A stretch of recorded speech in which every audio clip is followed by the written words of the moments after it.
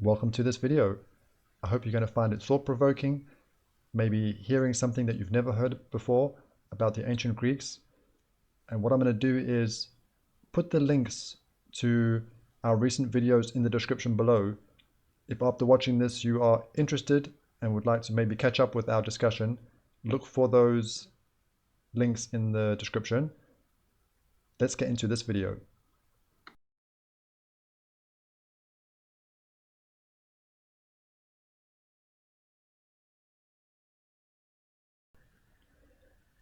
These are the two most famous of the ancient Greek city-states, Athens and Sparta, but we're not going to be starting with either of these two.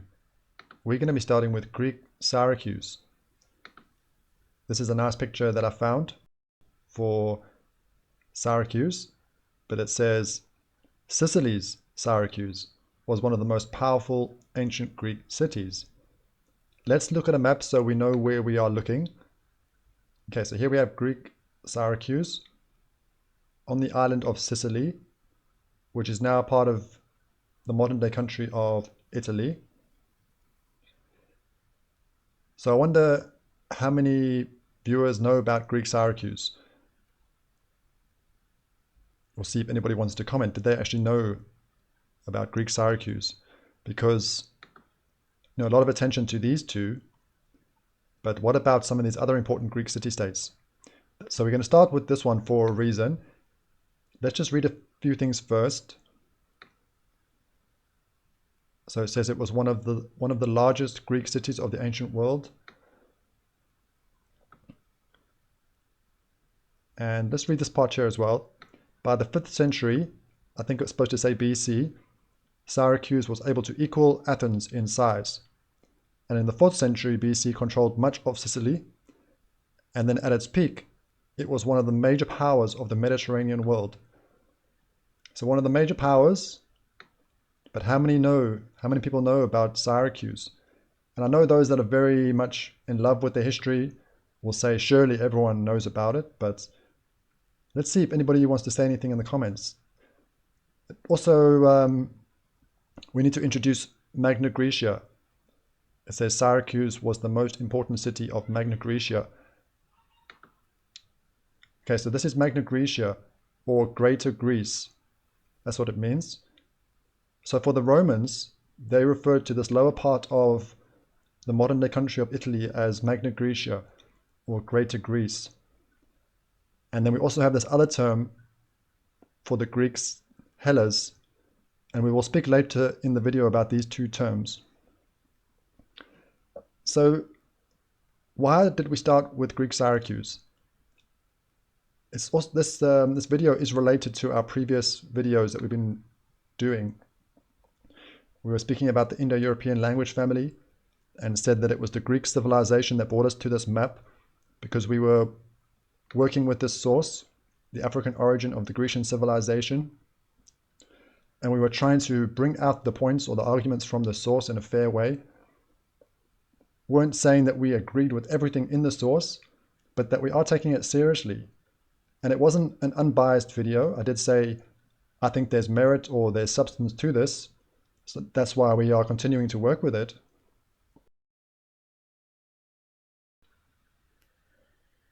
I would like to now think about perspective. Using this map where we were saying that there's no arrows pointing to Africa or coming out of Africa for this Indo-European language family. And noticing also that with the modern day country of Greece, there's no clear connection to Africa in terms of geography. Hopefully you'll see what I mean in a moment. And we're also thinking about this source that started our study with the African origin of the Grecian civilization. Can we see a picture or come across information where it actually could make sense what's being said? Okay, so let's go to a map, a simple map that I'm using for this video, and putting Magna Graecia or Greater Greece on the map so we can see it. And how could this help with our perspective for ancient Greece? So the first thing I want to note or bring to your attention is that I see this as a very close connection point with the modern day country of Tunisia or North Africa and this island of Sicily. I would like to describe Sicily maybe as like a stepping stone. To me, it seems almost like a stepping stone between North Africa and this Italian peninsula. So this is the main point that I would like to bring out from this part. Thinking about this perspective, so Greek Syracuse brought us to also consider Magna Graecia, and thinking about what this source was bringing out about an African origin. How important is perspective and these maps that we're using, where with this map, you don't really get the same perspective of how there could be an African origin for the Grecian civilization as compared to this map, where we see a much closer contact point, if you want to say, between Europe and North Africa, the way we see that today.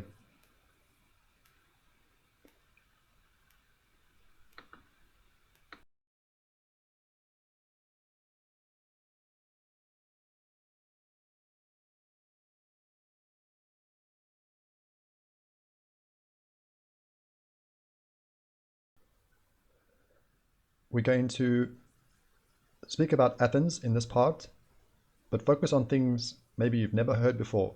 So this should be very interesting. Let's read this first part here.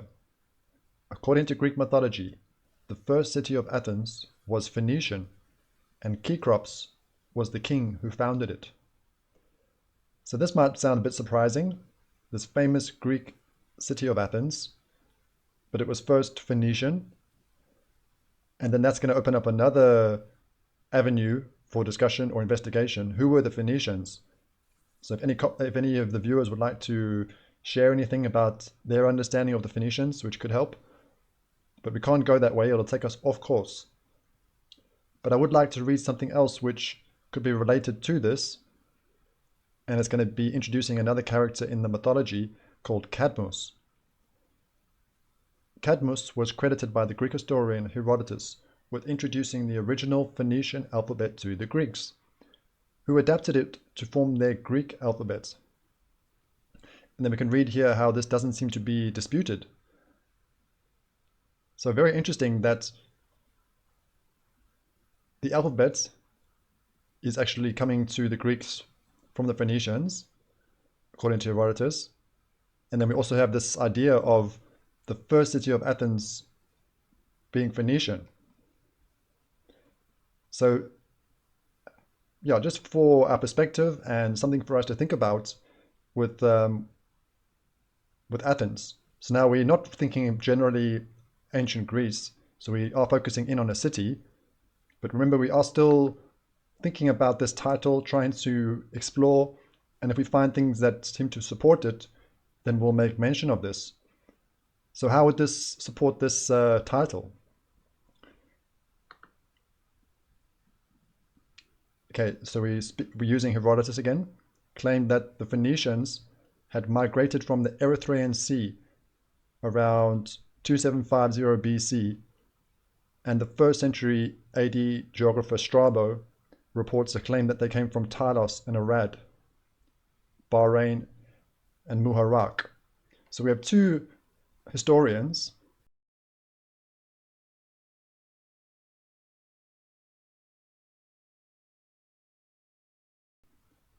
speaking about the origin of the Phoenicians and giving a similar geographical region.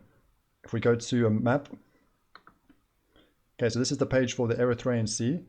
So we see it, we have this, this marker here by the Horn of Africa. Let's go to a different map so we can see. So the Erythraean Sea being connected with this region of the world. And some of these Greek historians saying that this is actually the origin of the Phoenicians. And we're learning that the Greek alphabet being influenced or originating with the Phoenicians. So that's very interesting information to think about for the discussion that we're in. And also for this part here, which we'll come back to, where it says, Greece has been known as the cradle of civilization since ancient times. So I think this is in terms of, being a cradle for Western civilization. But how do we interpret this when we think about the alphabets, a Phoenician alphabet, and we know that alphabet and language and writing is an important part of civilization.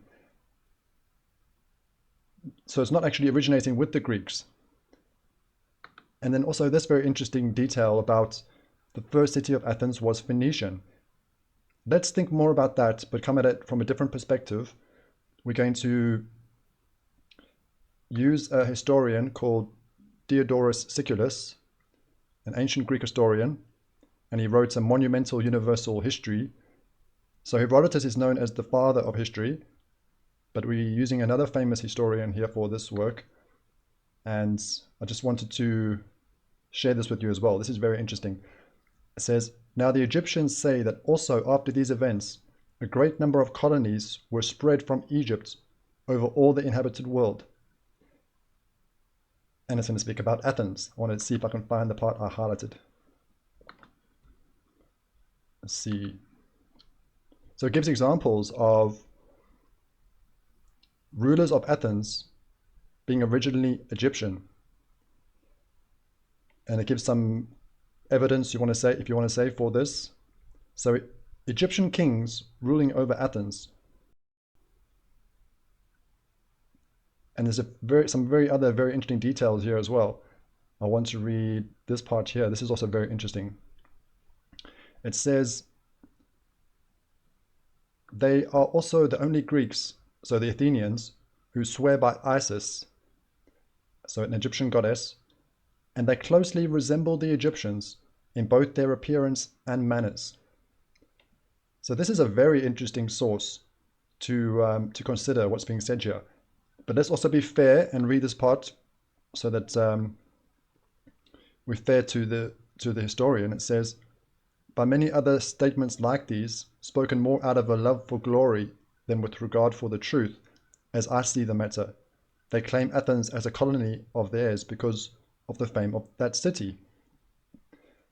So the historian is downplaying some of these things that we're reading, that it's the Egyptians' love for glory. So it's not really about truth. But I wonder if that really seems to be a fair thing to say. Because if we think about Egypt, and we think about the history of Egypt, would they really need to claim the glory of Athens? I'm not sure what you think about that. Does it make sense?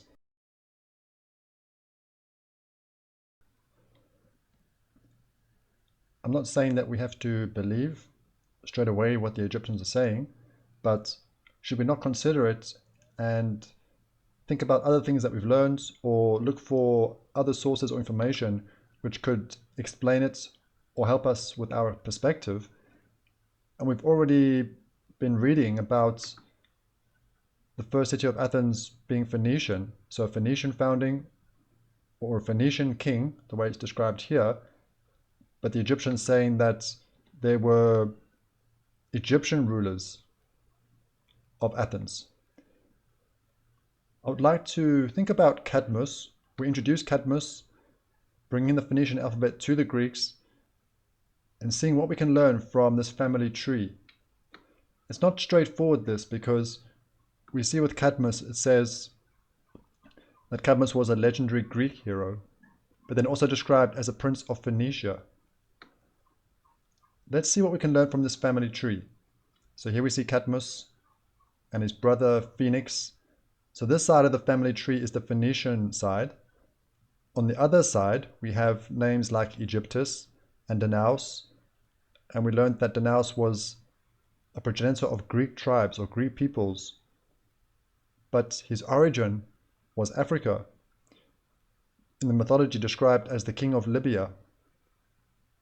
So if we say that we have on this side of the family tree part of the Greek equation, and then we have on this side the Phoenician, but it's tracing back to Poseidon, another member of the Olympians, one of the deities of the Greek pantheon. We're going to speak more about Poseidon in the video. And we also see Zeus, the king of the gods, the brother of Poseidon. We also learned about Epaphus, being described as swarthy of hue, a son of Zeus, but a king of Egypt. So if we just think about this family tree, maybe it could be saying something that could support, if you want to say, both perspectives, because we have Phoenician with Cadmus, we have Greek with Danaus, but it's stemming back to a king of Egypt with Epaphus. So I just thought that was interesting for our learning, and maybe it could help with our perspective when we're trying to understand Athens and these things that we might be learning that maybe some of us haven't heard of before. And what about the Phoenicians and their origin being the Erythraean Sea, according to some of these claims? We spoke about this map, but we didn't show the other, or go into more detail with how it speaks about Bahrain and Muharraq. So according to Strabo, Talos and Arad being the origin of the Phoenicians, and this has been connected with Bahrain. I just wanted to show you where this was to help with our learning for geography. So Bahrain is this island here. But I was just saying generally, if we just say this region of the world for the Phoenicians, and what about the influence of the Phoenicians on the Greek civilization, and then what about Egypt as well?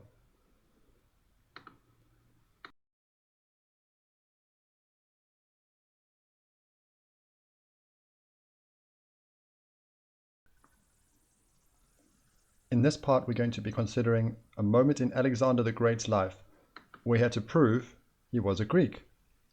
And this was in order to participate in the Olympic Games. So in this period of time, the right was only reserved for Greeks. And a part of this is that you had to prove your genealogy. So they're making Alexander a prince prove his genealogy, and Alexander claimed to be a Hercules, so a descendant of Hercules or Heracles, a son of Zeus. This is something interesting for us to think about. When mythology meets history, we have historical Alexander the Great, but claiming to be descended from a god. Is this something we should consider and think about, that in our past and in our history, we have people who believed that they descended from a god or demigod with Hercules? And what about the fact that to be a Greek, what does that mean in this point in time? We can see that there is this, or should I say this, I want to say this importance. It seems to be an importance to genealogy, to be able to say that you are a Greek, that you had to prove your genealogy. And did it have to go back to Hercules, to Zeus? So that's interesting to think about, which will go into our next part.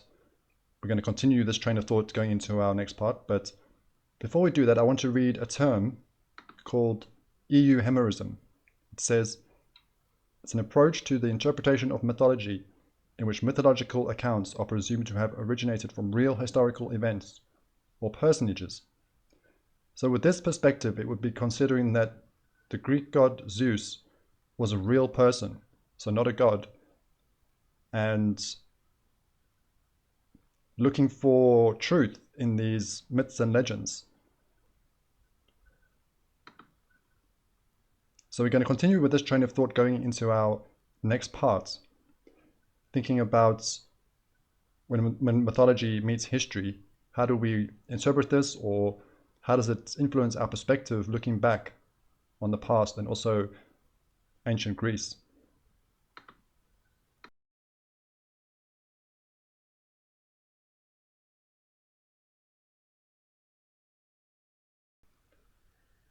in this part we're going to be speaking about these two names, Graecia and Hellas. When we speak about the spread of Greek culture, we use a term Hellenization or Hellenism, and that's coming back to Hellas. But where do these names come from? It could be the mythology that gives us the answer. Let's start with Graecia, or Greek, the more commonly used name. In the Greek mythology, we have a character called Graecus, and it says Graecus was the son of Zeus and Pandora. So, very interesting for our continued train of thought that this name, Grecian or Greek, could be coming to us from a descendant of Zeus.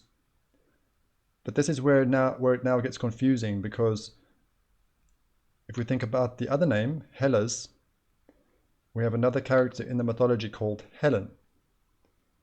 And it says Hellen is the ancestor of the Greek peoples. I don't want to introduce too much in this video, but if we just mention that there were different branches to the ancient Greek peoples, and the different branches would be coming from the sons of Hellen. But now this is going to be a bit confusing, not straightforward, because it says he is the child of Deucalion or Zeus. But that could become quite a big distinction between those two. And it creates a little bit of confusion here, because if we go back to the page on Graecus for the Grecians or the Greeks, this page would make us think that the Greeks come from Zeus. But now we have a different name, a different character, Hellen, also being described as the ancestor of the Greek peoples, but not clear about the ancestry or the lineage. We did speak about Deucalion in one of our previous videos. We used the source of Sir Isaac Newton, his chronology, and we learnt about a very interesting perspective, that in this mythology we have Japetus or Iapetus, and if you haven't watched that video, if you just come across our channel watching this video, this character Deucalion traces back to Iapetus in this mythology. But according to this work, Iapetus is the same as Neptune, and Neptune is the Roman form of worship of the Greek Poseidon. So it could be saying that there are different names for Iapetus. So Poseidon, known as the king of the sea, also a member of the 12 Olympians, and the brother of Zeus. And we've spoken about how Zeus is known as the king of the gods. So this is very interesting now, because it gives us something else to think about in terms of the ancient Greeks. Also, when we're still trying to think about the Olympics and the story of Alexander the Great having to prove that he was a Greek. So this is actually going to be a question I'm putting out there for the viewers. If anyone has knowledge or things they want to share to the Greeks, or to claim to say that you were a Greek, did the genealogy have to go back to Hercules and back to the Greek god Zeus? Or could you also say that you were a Greek and tracing back to the Greek god Poseidon? So that's the question. Could you have Greeks coming from Zeus and also Poseidon? And this connects back to what we were saying in the earlier part of the video with Cadmus. Cadmus traced his origins back to Poseidon and Libya. So we see this connection back to North Africa. And the Greek historian Herodotus also shares interesting information about Poseidon, that Poseidon may have been first worshipped by the Libyans, being a Libyan deity. And then we notice with this family tree that Poseidon's consort is Libya. So that's interesting. So I'm just going to be putting this out there to ask, in terms of our perspective on the Greeks, that, what does it mean in this point of history to actually be called a Greek?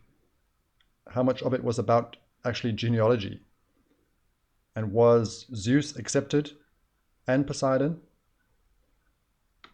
Because this is a little bit confusing, I would say, not easy to digest, where we have the Greek peoples, according to the mythology, coming from Hellen, and then we also have Greek peoples or Grecians coming from Graecus, from Zeus. But it's quite confusing with the Hellens because there's quite a big distinction here with being a child of Deucalion or Zeus. And we could be learning from the work of Sir Isaac Newton that when we see Deucalion, we could say the family of Poseidon. So it's almost like saying the Hellens are of Poseidon or Zeus. So there is a lot of mystery surrounding these mythologies, and it's not straightforward to work with. So this, I think, could be quite interesting for the comment section to consider this train of thought about the mythology and the legends. Are we too quick in our time to label things as legends and myths?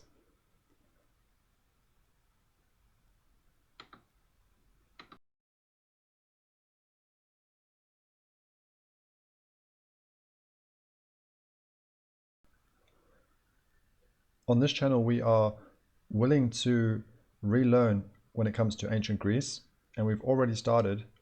But what do you think about these things that we've discussed and this concept of relearning, and what will that mean for our past and our history? We also didn't really elaborate too much more on the way it describes Greece as being a cradle of civilization.